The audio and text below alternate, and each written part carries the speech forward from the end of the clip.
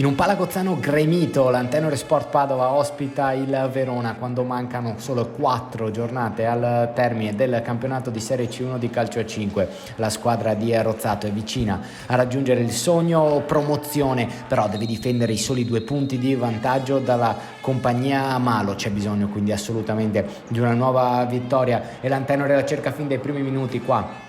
Cabral sfiora il palo, anche il Verona però cerca punti e va vicino al vantaggio con questa azione insistita. Meneguzzo poi Crucu però non riescono a segnare. Nel primo tempo è un monologo dell'Antenore, Crepaldi scarta anche il portiere ma la palla finisce fuori. È brava a giocare negli spazi la formazione di Rozzato, qua Cabral praticamente leva quasi il pallone dalla rete. Sfortunato anche l'Antenore, nel secondo tempo attacca ancora di più.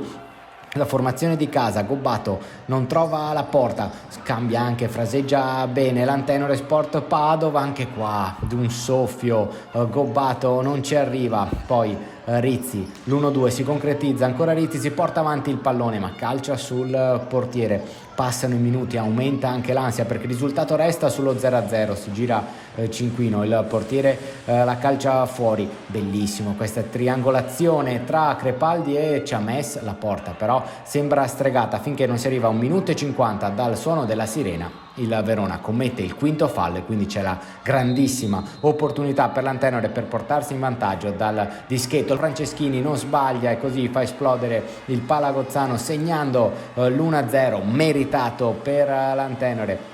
In gol Franceschini, pochi minuti dopo, anzi pochi secondi dopo, arriva un altro fallo per il Verona, una nuova opportunità di un tiro libero per l'Antenore. Calcia ancora Franceschini che non cambia angolo e segna così il 2-0. È praticamente fatta per l'Antenore, anche se c'è ancora 1 minuto e 30 secondi da giocare di una gara veramente tesissima e il Verona infatti riesce a rientrare in partita con questo gol di Crucu. Così a 1 minuto dalla fine deve sudare fino all'ultimo l'Antenore. Il Verona gioca col portiere di movimento e qua ci vuole una grande parata di Mingardo per salvare la vittoria. Arrivano questi soffertissimi 3 punti alla 10ª vittoria consecutiva tra le mura amiche per l'Antenore Sport Padova, che adesso vede sempre più vicino il sogno. Mancano però ancora 3 giornate, non ci si può distrarre, l'appuntamento è per venerdì prossimo in casa del Montecchio.